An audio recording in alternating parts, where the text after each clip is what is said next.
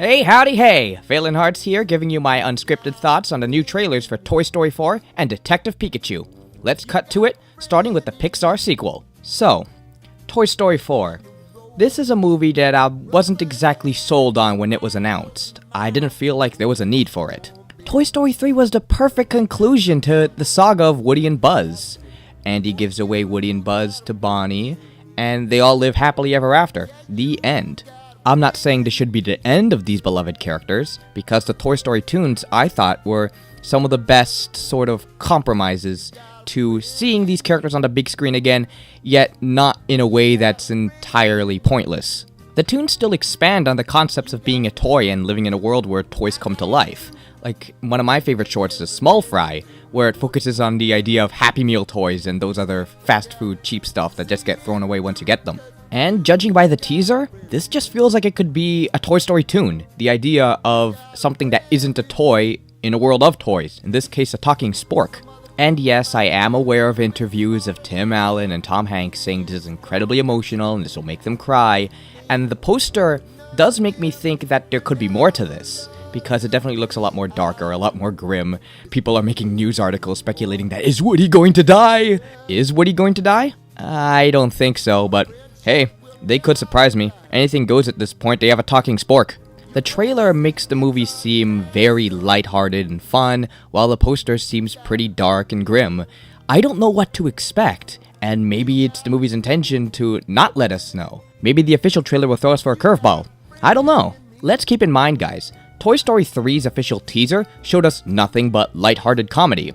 We didn't even know the plot or anything resembling of a plot.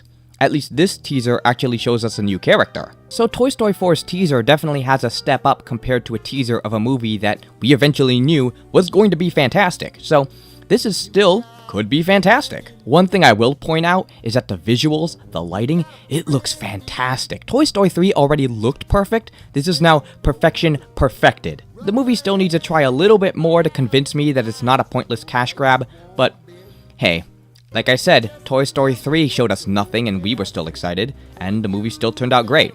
So, this could still be. I'll remain optimistic until the next trailer comes out. But let's shift gears and go to Detective Pikachu, baby, because holy crap, I'm surprised! This has been a movie that I've been very curious on, an American live-action Pokemon movie. We never saw that before.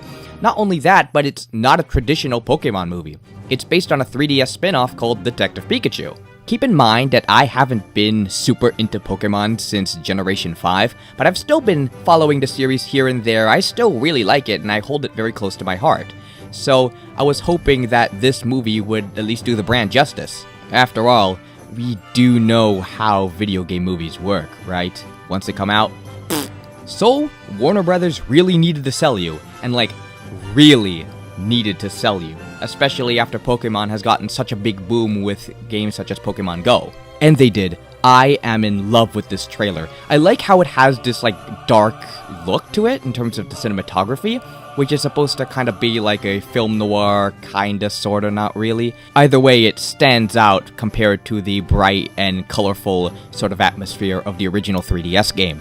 And let's talk about the Pokemon designs.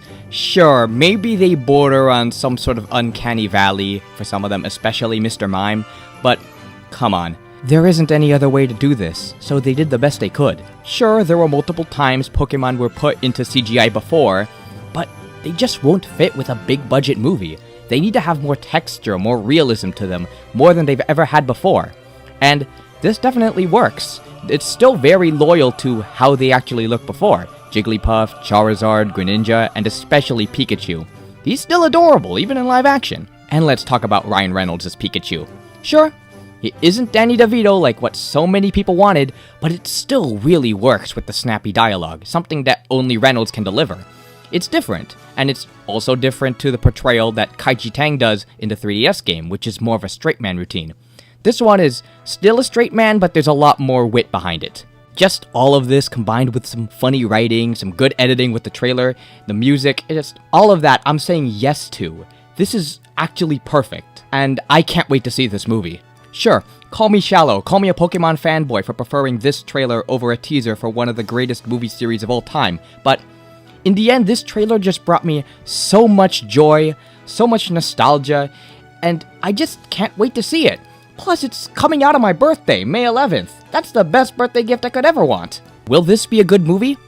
I don't know. Will it save us from the video game movie curse? I don't know either. But what I do know is that this movie's probably going to be very enjoyable, a great popcorn flick, and sometimes you just need a movie like that.